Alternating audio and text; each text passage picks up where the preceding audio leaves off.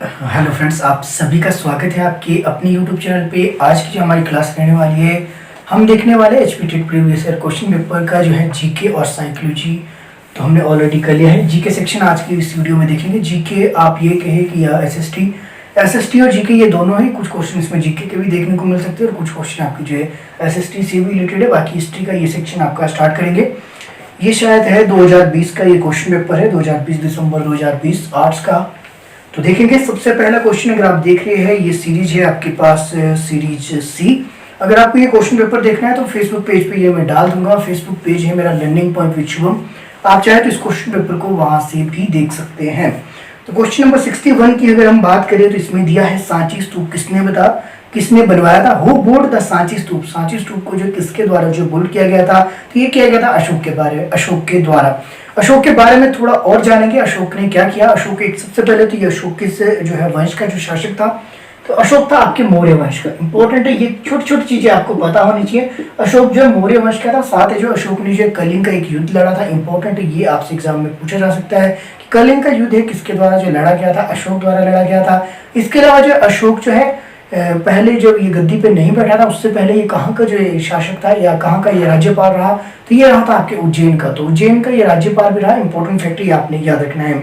इसके अलावा जो अशोक के जो है सबसे पहले जो किसने पढ़ा था, जो एक अशोक के जो अभिलेख की अगर मैं बात करूं तो अभिलेखों की जो शुरुआत है वो आपके अशोक के समय से आपकी शुरू होती है। इसके अलावा इसको सबसे पहले किसने पढ़ा था? 1837 में जेम्स प्रिंसेप द्वारा जो है सबसे पहले अशोक के जो है आपके अभिलेखों को जो है पढ़ा गया था। इंपॉर्टेंट है, ये फैक्ट आपने याद रखना है। इसके अलावा जो अशोक का जो सांची का जो ये स्तूप है, इसके ऊपर एक अलग से वीडियो बनी है, हिस्ट्री के सेक्शन में आप जाकर देखिएगा। सभी फैक्ट आपको वहां से बताया। जितने भी आपके सांची का जो स्तूप है उससे क्वेश्चन आपके बन सकते हैं, वो क्वेश्चन मैंने ऑलरेडी उस वीडियो में कवर किए हैं। वो जो सांची का स्तूप है मैंने वो ऐसे क्लास +2 के लिए मैंने वो करवाया था, लेकिन आप उसको जाकर देख सकते हैं। आपके लिए काफी हेल्पफुल वो वीडियो रहने वाली है। अगले क्वेश्चन की ओर चलते हैं। अगला क्वेश्चन आपके पास, कश्मीर में शालीमार और निशात बागों को किस मुगल सम्राट ने बनाया था? In Kashmir, Shalimar and Nishant Garden was built by which Mughal empire? Option आपके पास दिए गए अकबर, शाहजहां, जहांगीर और औरंगजेब।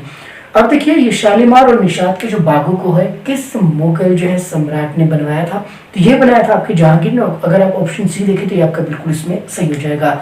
जहांगीर का जो है मकबरा आपसे कई बार पूछा जा सकता है। जहांगीर का ये क्या, इवन इसमें जितने भी चारों नाम दिए गए अकबर, शाहजहां, जहांगीर, औरंगजेब, हालांकि मैंने ये मकबरे वाली वीडियो अलग से बनाई है, लेकिन फिर भी आपका जो रिवीजन हो जाएगा। अगर आप पहली बार भी देख रहे हैं तो आपको जो ये पता चल पाएगा। देखिए जहांगीर का ऑप्शन सी की बात करें तो जहांगीर का जो मकबरा है वो आपके लाहौर में है। लाहौर की जो है एक जगह है शाहदरा, तो लाहौर के जो शाहदरा है वहां पे जो आपका ये मकबरा आपका देखने को मिलता है। किसका? तो ये आपके जहांगीर का। इंपॉर्टेंट फैक्ट आपने याद रखना। साथ ही जो है किस मुगल शासक का जो मकबरा भारत से बाहर है? एक तो आपके बाबर है, दूसरे आपके जहांगीर है और तीसरे आपके जो है वो आपके बहादुर शाह जफर, जिनका मकबरा रंगून में। 3 ये नाम आपने याद रखने। बाबर की अगर मैं बात करूँ, बाबर का मकबरा काबुल में, अफगानिस्तान की 1% की बात करें। इसके अलावा जो आपका जो जहांगीर का मैंने आपको बता दिया। जहांगीर का आपका है लाहौर के शाहदरा में, जो कि आपके भारत से बाहर है। लाहौर आपको पता है पाकिस्तान में आता है। इसके अलावा जो आपका तीसरा आपका जो नाम था वो मैंने बताया बहादुर शाह जफर, जो कि आपके रंगून में है उनका मकबरा। इंपॉर्टेंट है, वो आपने याद रखना है। 1857 की क्रांति की जो असफल हो गई थी, उसके बाद जो बहादुर शाह जफर को अंग्रेजों द्वारा जो रंगून भेज दिया गया था, वहीं पर उनकी मृत्यु हो गई और उनका जो है मकबरा भी बनाया गया, यानी कि उनको वहीं पे दफनाया गया। अगला है आपके पास इसमें शाहजहां। अगर ऑप्शन बी देखें, हम पीछे की ओर चलते हैं। शाहजहां का जो मकबरा है वो आपका कहाँ है? ताजमहल, आपकी जो उनका मुमताज का जो मकबरा है वहीं पे उनका मकबरा भी है। ये फैक्ट आपने याद रखना है। ऑप्शन अगर ए देखें हम, अकबर का जो मकबरा है वो आपके सिकंदरा में है, जो कि जहांगीर द्वारा ही इसका जो निर्माण किया गया था। ये फैक्ट भी आपको याद रखना है। साथ ही और आपने क्या याद रखना है कि अकबर ने जो है आपकी जजिया को जो समाप्त कर दिया गया था, ये फैक्ट याद है। इसके अलावा जो ऑप्शन अगर डी देखिए तो औरंगजेब की अगर मैं बात करूं, औरंगाबाद में जिसका मकबरा आपको देखने को मिलता है, औरंगाबाद की जो ये इसकी बीबी का जो एक मकबरा भी है वो भी आपने याद रखना। बीबी का मकबरा भी आपके औरंगाबाद में औरंगजेब की, तो ये फैक्ट भी आपको याद रखना चाहिए।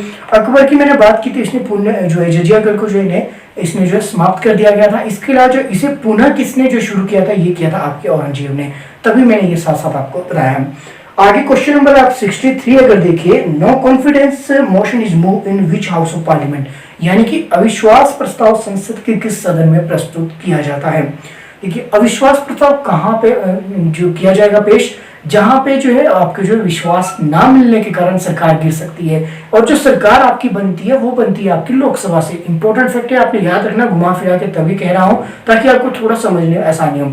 लोकसभा की अगर मैं बात करूं तो लोकसभा आपका जो है निचला सदन होता है, जिसे कि जनता का जो है सदन भी कहा जाता है, जनता का ये प्रतिनिधित्व करता है। ऊपरी सदन होता है आपका जो है राज्यसभा, जिसके बारे में मैंने पहले ही एक और वीडियो में बात कर ली है। उस वीडियो को भी आप जो है पॉलिटिकल का जो है अलग से फोल्डर बना प्लेलिस्ट में, उसमें जाकर इस वीडियो को देख सकते हैं। तो अभी हम बात करेंगे अविश्वास प्रस्ताव संसद के किस सदन में प्रस्तुत किया जाता है। तो आपका जो है मुख्यतः जो आपका प्रधानमंत्री होता है वो आपके जो लोकसभा से चुना जाता है, तो उसका जो है उसको जो बहुमत आपका जो लोकसभा मिलता है। इसके अलावा जो है इंपॉर्टेंट फैक्ट इसमें क्या याद रखना है कि आपका जो है भंग कौन सा किया जाता है सदन, तो लोकसभा को ही जो है भंग किया जा सकता है। तो विश्वास प्रस्ताव भी आपका लोकसभा में ही पेश होगा। अगर राज्यसभा में इसको पेश कर दिया जाए उसके बाद अविश्वास जो है प्रस्ताव पास हो जाता है, उसके बाद भी जो है राज्यसभा का विघटन नहीं किया जा सकता, तो उसमें आपका जो है इसको जो है पेश करने का कोई मतलब ही नहीं बनता। आई होप आप समझ रहे हैं मैं आपको क्या कहना चाह रहा हूँ। तो विश्वास प्रस्ताव आपका कहाँ पेश होगा, जहां पे भंग हो सकती है कोई भी आपकी जो सरकार इस समय चल रही है, उस सरकार में अगर वो विश्वास मत हासिल नहीं कर पाती है तो सरकार आपकी जो गिर जाती है। तो आपकी लोकसभा की बात की जा रही है, लोकसभा को भंग भी किया जा सकता है। तो ऐसा कौन सा सदन इसको भंग नहीं किया जा सकता, वो है आपके राज्यसभा। तो ये राज्यसभा में आपका पेश नहीं होगा। ऑप्शन आपके दिए गए इसमें लोकसभा, राज्यसभा दोनों, और ऑप्शन डी है इनमें से कोई नहीं या किसी में भी नहीं। तो ये किया जाएगा आपके लोकसभा में। अगला प्रश्न क्यों चलते हैं, मनुष्य ने सबसे पहले निम्नलिखित में से किस धातु का प्रयोग किया। ये इंपॉर्टेंट क्वेश्चन, इसको आप कैसे याद रखेंगे। मैक्सिमम स्टूडेंट जो दो आंसर में आपके कंफ्यूज होते हैं, एक तो आपके होता है कांसा और दूसरा होता है तांबा। हिंदी मीडियम वाले की मैं बात कर रहा हूँ, हिंदी मीडियम वाले इनमें दोनों में कंफ्यूज होते हैं, एक कांसा और ये तांबा। उन्हें यही पता नहीं लगता कि ये कांसा होगा या फिर तांबा होगा। हालांकि पढ़ा सभी ने होता है, लेकिन जो एग्जाम में प्रेशर की वजह से जो कंफ्यूजन आपके क्रिएट होते हैं, इस कंफ्यूजन को आज मैं दूर करूंगा। इंग्लिश में एक बार पढ़ लेता हूं क्वेश्चन को। Which was the first metal to be used by human. तो सबसे पहले किस मेटल को जो ह्यूमन ने आपके यूज किया था, तो वो किया था आपके कॉपर। इंग्लिश में जो इंग्लिश वालों को कोई इसमें जो परेशानी की बात नहीं है। कॉपर अलग होता है, ब्रोंज अलग है, सिल्वर अलग है, आयरन अलग है। तो इसमें जो आपका डायरेक्ट आंसर है कॉपर होगा। अब मैं हिंदी की बात करूं, हिंदी में आपका तांबा होगा। और तांबा और खांसा में आपका कंफ्यूजन क्यों होता है, देखिए कैसे आप इसको याद रखेंगे। अगर बात करें कि मनुष्य ने सबसे पहले निम्नलिखित में से किस धातु का प्रयोग किया, अगर आप जो धातु की बात करें तो धातु में आपका जो है लास्ट में त आ रहा है। हिंदी मीडियम वालों की मैं बात कर रहा हूं, तो बस यही आप अगर कभी भी आपसे क्वेश्चन पूछा जाए किस धातु का सबसे पहले ह्यूमन प्रयोग किया, तो धातु के आपके त से आपने लास्ट में उठाना है तांबा। तो आई होप ये आपको क्लियर हो गया होगा। तो सबसे पहले किस धातु का प्रयोग किया, तांबा का, यानी कि इंग्लिश में कॉपर। अगर इंग्लिश में याद रख सकते तो इस तरह के आपको लॉजिक लगाने की जरूरत नहीं है। लेकिन आपका जो एग्जाम में क्वेश्चन गलत ना हो तो आपको लॉजिक लगाने पड़ती है। थोड़े से फनी जरूर होते हैं, लेकिन जो है लॉजिक आपके लिए इंपॉर्टेंट है। क्वेश्चन नंबर 65 की ओर चलेंगे। क्वेश्चन नंबर 65 पे आपके पास सिंधु घाटी के लोग किसकी पूजा करते थे। तो सिंधु घाटी के लोग किसकी पूजा करते थे, तो ये ऑप्शन अगर फर्स्ट देखिए आप पशुपति, इंपॉर्टेंट है ये आपका। तो ये करते थे आपके पशुपति की, जो कि आपका शिव का एक रूप था। इससे रिलेटेड और फैक्ट भी थोड़े से देख लेते हैं। सिंधु घाटी की अगर हम बात करें तो सिंधु घाटी में एक तो पशु पूजा की जाती है, दूसरी वृक्ष पूजा की ओर भी विशेष ध्यान दिया जाता था। पीपल का जो वृक्ष है उसको जो है विशेष महत्व आपका देखने को मिला है सिंधु घाटी सभ्यता की अगर हम बात करें। इसके अलावा जो कपास पैदा करने का जो श्रेय है वो सिंधु घाटी को ही, सिंधु घाटी के लोगों को ही सबसे पहले जाता है, ये भी आपका एक फैक्ट है। इसके लिए जो स्वास्थ्य का चिन्ह है वो भी आपका सिंधु घाटी जो सभ्यता है वहां से आपका जो ये देखने को मिलता है। इसके अलावा एक जो मोहनजोदड़ो जगह थी वहां से आपकी जो नर्तकी की मूर्ति आपके देखने को मिली, इंपॉर्टेंट है, ये क्वेश्चन भी आपको एग्जाम में पूछा जा सकता है। इसके अलावा वहां से आपकी जो मोहनजोदड़ो से मोहरें मिली है, वो मोहरें किसकी बनी होती है, मोहरें किसकी बनी होती थी, वो होती थी आपकी सैलकड़ी की, जो कि होती थी वर्ग आकार की। और साथ ही जो सिंधु घाटी की सभ्यता की बात करें हम, उसमें जो है माप तोल के लिए एक पद्धति थी, वो थी 16 के गुणज। 16 के गुणज एक पद्धति आपकी जो अपनाई जाती थी माप तोल के लिए, इंपॉर्टेंट है, ये आपने याद रखना है। हिंदी में इसको 16 आवर्तकों के व्यवहार में जो है एक माप तोल की पद्धति जो प्रचलित थी, ये क्वेश्चन में आपके एग्जाम में देखने को मिल सकता है। इसके अलावा जो ऑप्शन अगर बी देखें, हमारा ये पशुपति क्लियर हो गया कि सिंधु घाटी के लोग किसकी पूजा करते थे, पशुपति की। बाकी अदर फैक्ट आपको मैंने बता दिए। दूसरा आपके पास इसमें ऑप्शन दिया है इंद्र और वरुण।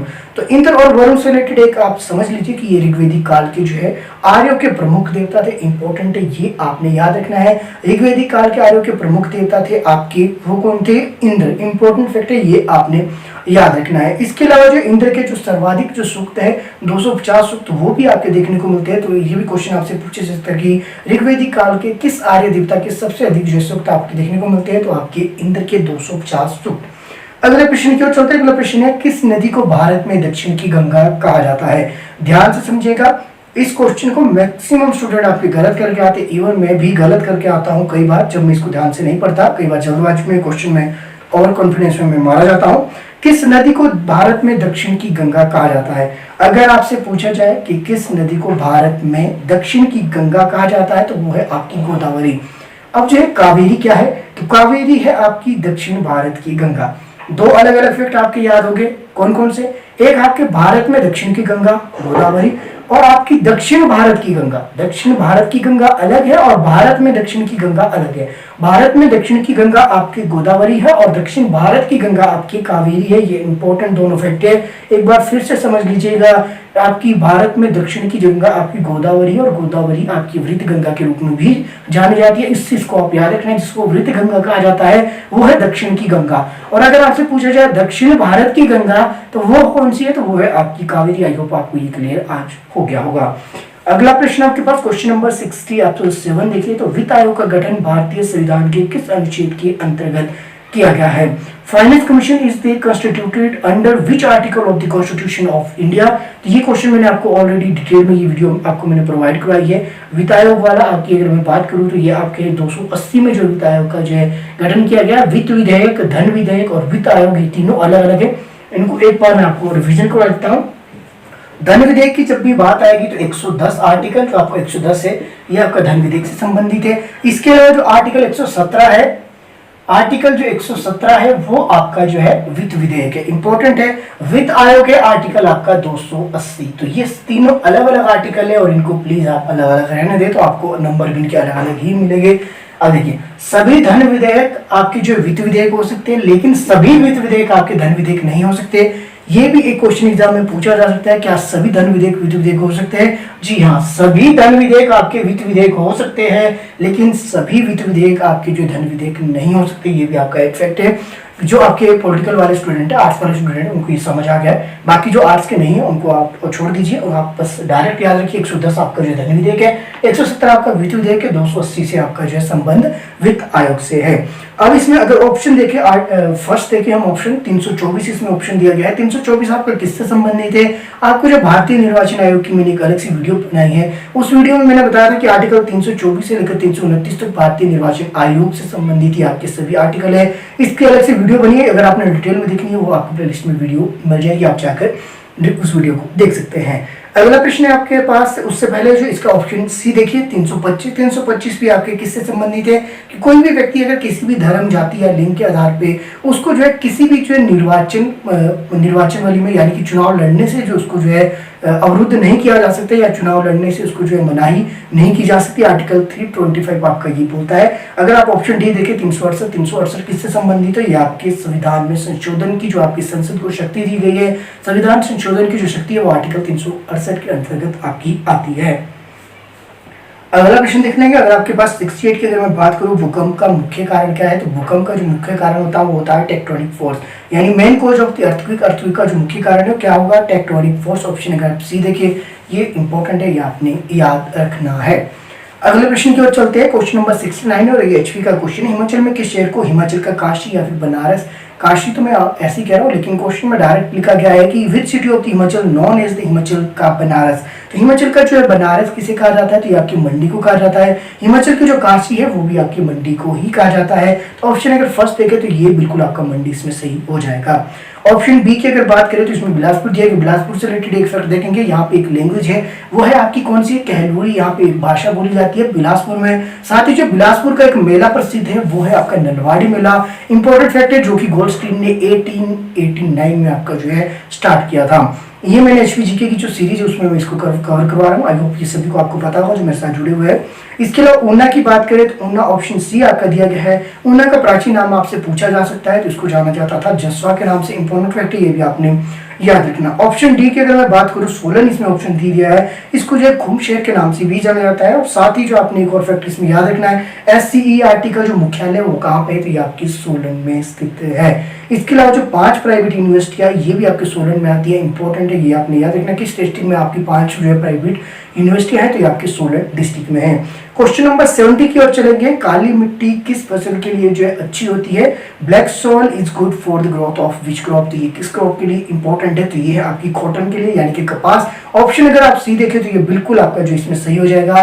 काली मिट्टी किसके लिए जो है अच्छी होती है, तो ये आपकी कपास के लिए होती है। काली मिट्टी को रेगुर मिट्टी भी कहा जाता है, तो इसमें आपने कंफ्यूज नहीं होना, रेगुर मिट्टी काली मिट्टी दोनों एक ही है। ये कपास के लिए आपकी सबसे अच्छी मिट्टी है। ये किससे बनती है, तो बेसाल्ट की जो चट्टानें होती है उसको टूटने से जो आपका लावा निकलता है उसके जो है उसके बहने से आपकी मिट्टी का जो है निर्माण होता है। इसमें क्या क्या पाया जाता है, इसमें लाइम, आयरन और पोटाश, मैग्नीशियम आपका इस मिट्टी में पाया जाता है। आगे चलते क्वेश्चन नंबर 71 देखेंगे। पारछू झील कहाँ पर स्थित है, तो ये आपकी कहाँ पे है, तो ये डायरेक्ट क्वेश्चन है, आपकी तिब्बत में है। इसके अलावा जो इसके बारे में ज्यादा फैक्ट आपको जानने की जरूरत नहीं है, सिंपल याद रखिए पारछू झील कहाँ है, तो ये आपकी तिब्बत में। हिमाचल प्रदेश की जितनी भी झीलें हैं मैंने कोशिश की ट्रिक के माध्यम से याद करवाने की। HPGK के फोल्डर में जाइएगा, वहां से जो HPGK की आप जो है उस वीडियो को अगर आप देख लेते हैं झील से रिलेटेड आपका कोई भी क्वेश्चन आपका पूछा जाता है HPGK का, तो वो आपका डेफिनेटली वहां से आपका जो सही हो जाएगा अगर आप उसको एक बार जो है देख लेते हैं उस वीडियो को। बाकी डिस्क्रिप्शन में उसका लिंक मिल जाएगा, अगर आप देखना चाहें तो देख सकते हैं। मनमोहन जो आपकी सीमा रेखा है किन 2 देशों के बीच है, माफ कीजिएगा मनमोहन नहीं है, ये मैकमोहन है। तो McMahon border line is situated in between which 2 countries, तो देखिए ये 2 कंट्रियों के बीच में है, कौन कौन सी, एक तो आपकी जो मैकमोहन की बात की गई है, तो ये किस किस की 2 कंट्री कौन कौन सी, एक भारत है आपका, दूसरा आपका चाइना है। इसके अलावा जो पाकिस्तान की भी देख लेते हैं, पाकिस्तान के साथ रेड क्लिप लगती है आपकी। इसके अलावा जो LOC भी लगती है, इंपॉर्टेंट है, लाइन ऑफ कंट्रोल इसको आप कहते हैं, तो ये आपके पाकिस्तान के साथ रेड क्लिप के संबंधित एक और फैक्ट आप याद रखिए। ये जो बांग्लादेश की जो आपके पास सीमा लगती है बांग्लादेश के साथ भारत की, उसको भी रेड क्लिप के नाम से ही जाना जाता है। इसके अलावा जो अफगानिस्तान के साथ आपकी डूरेंट है, तो ये भी आपके लिए इंपॉर्टेंट है, अगर आप याद रखना चाहें तो याद रख सकते हैं।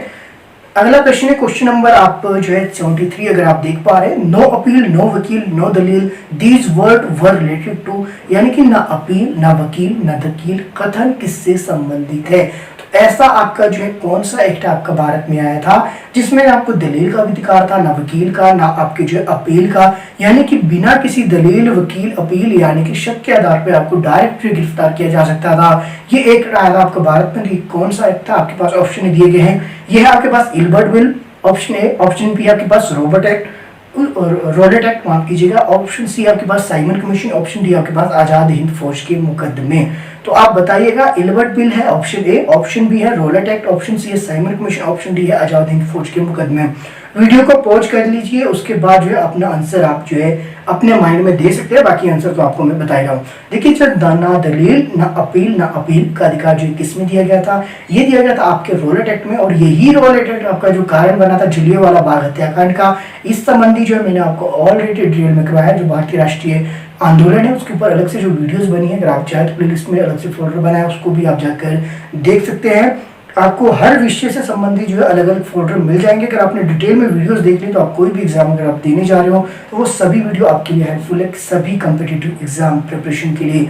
तो ये किससे संबंधित था आपका, ना दलील, ना अपील और ना अपील, ये था आपका रॉलेट एक्ट, जो कि आपके भारत में लागू काला कानून के नाम से भी जाना जाता है। इसमें जो है आपको शक के आधार पर जो गिरफ्तार किया जा सकता था। इंपॉर्टेंट है आपका, ये आपने याद रखना, यही कारण बना बाद में जलियांवाला बाग हत्याकांड का भी, और ये मैंने कई बार आपको बताया है। इसके लिए ऑप्शन ए देखिए आप, इल्बर्ट बिल, तो इल्बर्ट बिल किसके समय में आया था, इल्बर्ट बिल जो विवाद हुआ था ये हुआ था लॉर्ड रिपन के समय में, ये फैक्ट आपको याद रखना है। इसके अलावा ऑप्शन अगर आप सी देखें साइमन कमीशन, तो साइमन कमीशन जो है भारत जो है कब आया, ये क्वेश्चन अगर पूछा जाता है, साइमन कमीशन जो है कितने मेंबर थे, सबसे पहली बात है इसमें 7 मेंबर थे, और ये आपका 1927 में ये आपका चला था, और आपके जो 28 में ये पहुंचा था। 3 फरवरी 1928 को ये भारत में जो है पहुंचा था साइमन कमीशन। ये अलग से आपका क्वेश्चन देखने को मिलता है। ऑप्शन डी की बात करें, आजाद हिंद फौज के मुकदमे से संबंधित, आजाद हिंद का जो मुकदमा है ये सार्वजनिक तौर पे जो है सभी जो सैनिकों पे ये लगाया गया था। इसमें जो है 1945 की ये बात, एक हिंदू था, एक सिख था और एक आपका मुसलमान था, इनके ऊपर ये मुकदमा चलाया गया था। इसके बारे में आपको अलग से डिटेल में पढ़ना पड़ेगा।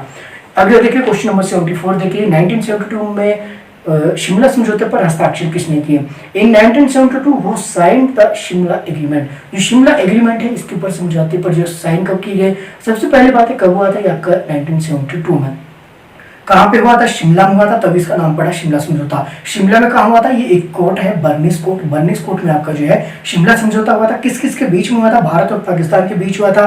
भारत की ओर से जो इंदिरा गांधी ने आपके जो इसमें जो सिग्नेचर यानी कि इस समझौते में शामिल हुई थी, और दूसरी ओर से पाकिस्तान के जुल्फिकार भुट्टो जो आपके थे वो इस समझौते में आपके शामिल हुए थे। तो इंदिरा गांधी व जुल्फिकार अली भुट्टो के जो ऑप्शन बी देखे तो यह बिल्कुल आपका सही हो जाएगा। इन दोनों ने शिमला समझौते पर हस्ताक्षर किए। क्वेश्चन नंबर 75 देखते हैं। भारत का मैनचेस्टर किस शहर को कहा जाता है? Which city is known as the Manchester of India? देखिए इससे रिलेटेड भी आपके 2-3 फैक्ट हैं, ध्यान से आपने समझना है। मुझे नहीं लगता कि अगर आप बुक से देखेंगे तो आपको इतना समझ आएगा। सबसे पहले पूछा क्या है? भारत का मैनचेस्टर किस शहर को कहा जाता है? तो भारत का मैनचेस्टर कहा जाता है आपके अहमदाबाद। अगर आप गूगल से पूछेंगे कि भारत का मैनचेस्टर किसे कहा जाता है, अहमदाबाद। अहमदाबाद को जो है भारत का जो है मैनचेस्टर कहा जाता है। इसके अलावा पूरे भारत का जो मैनचेस्टर आपके अहमदाबाद को ही कहा जाता है। लेकिन अगर आपसे क्वेश्चन पूछा जाए कि उत्तर भारत का जो मैनचेस्टर किसे कहा जाता है, तो उत्तर भारत का मैनचेस्टर कहा जाता है कानपुर को। इंपॉर्टेंट फैक्ट आप याद रखिए। अगर आपसे फिर से पूछा जाए क्वेश्चन इससे रिलेटेड कि दक्षिण भारत का मैनचेस्टर किसे कहा जाता है, तो दक्षिण भारत का जो मैनचेस्टर है वो कहा जाता है कोयम्बटूर को। ये तीनों फैक्ट आपने याद रखने हैं। आपने सिर्फ पढ़ा था मैनचेस्टर। अब जो मैनचेस्टर को भी आपके 3-4 जो ये नाम है, एक जो है उत्तर भारत का मैनचेस्टर अलग है, पूरे भारत का मैनचेस्टर अहमदाबाद है, उत्तर भारत का कानपुर है, दक्षिण भारत का आपके कोयम्बटूर है। तो ये मैनचेस्टर आपने सिर्फ एक ही पढ़ा होगा, अहमदाबाद, लेकिन इसमें जो आपके 3 क्वेश्चन 4 क्वेश्चन देखने को मिलते हैं। तो इस तरह के फैक्ट आपको जो है पता होने चाहिए। अगला क्वेश्चन देखते हैं। भारत में सूचना का अधिकार अधिनियम किस वर्ष लागू हुआ? तो ये आपकी 2005 में लागू हुआ। ऑप्शन अगर आप डी देखें तो ये बिल्कुल इसमें सही हो जाएगा। समय आपका जो है थोड़ा ज्यादा होने लगा है। अगला प्रश्न है क्वेश्चन नंबर 77 और ये अंतिम प्रश्न भी आज की इस क्लास का हम देखने वाले हैं। बलवंत राय मेहता समिति का संबंध निम्न में से किससे है? तो आई होप ये वीडियो आपको मिल गई है। शायद पिछले कल ही मैंने ये वीडियो आपकी डाली है और मैंने बताया था कि बलवंत राय जो मेहता है इसने जो कितने टायर यानी कि कितने तरह के जो है सिस्टम की इसने बात की गई थी कि पंचायती राज व्यवस्था की अगर मैं बात करूं तो इसने जो है कितने 3 टायर सिस्टम की इसने जो है बात की थी। ये मैंने आपको पिछली वीडियो में ऑलरेडी बता दिया है। अब जो है आपने बताना है कि ये किससे संबंधित है। ऑप्शन आपको मैं दे रहा हूं, अगर आपने वीडियो देखी तो आपको ये क्वेश्चन आना चाहिए। पहला ऑप्शन आपके पास पंचायती राज व्यवस्था से, दूसरा है केंद्र और राज्य संबंध, तीसरा है आपके पास ग्रामीण विकास से, चौथा है आपके पास से चुनाव सुधार। इंग्लिश में एक बार फिर से मैं पढ़ लेता हूं। Balwant Rai Mehta committee was related to which of the following? Option first आपके पास दिया गया है Panchayati Raj system, option second है आपके पास, ऑप्शन बी है आपके पास state central relationship, option C है रूरल डेवलपमेंट, ऑप्शन डी है इलेक्शन रिफॉर्म। तो आपने बताना ABCD आपका इसमें से कौन सा सही है। अगर आपने वीडियो देखी है तो आपको ये सही आंसर आना चाहिए और मैंने डिटेल में आपको ये बताया भी है। तो बाकी मिलते हैं अगले वीडियो में। आई होप आप जो कमेंट जरूर करेंगे ABCD इसमें से कौन सा आपका सही है। साथ ही जो है HP टेट का ये क्वेश्चन पेपर पूरा करने की कोशिश करेंगे। आगे की बाकी के जितने भी इसमें बच गए इसको एग्जाम से पहले कंप्लीट करने की कोशिश करेंगे। आई होप आप मेरे साथ बने रहेंगे और साथ ही अपने दोस्तों के साथ वीडियो को जरूर शेयर कीजिएगा। बाकी मिलते हैं अगली वीडियो में। मेरे साथ बने रहने के लिए आप सभी का तहे दिल से बहुत बहुत धन्यवाद। पुरानी जितनी भी क्लासेस अभी तक होगी उसको देखने के लिए आप प्लेलिस्ट में जाइए। प्लेलिस्ट में अलग से सभी के फोल्डर बने हैं। आपको सभी क्लासेस 8 फरवरी के बाद की एक स्पेशल HP टेट प्रिपरेशन 2021 का फोल्डर बना है, उसमें आपको मिल जाएगी। अगर वो सभी क्लासेस आपने देख ली है तो आप 100% आप जो है इस टेट को क्वालिफाई करने वाले हैं। बाकी मिलते हैं अगली वीडियो में। मेरे साथ बने रहें।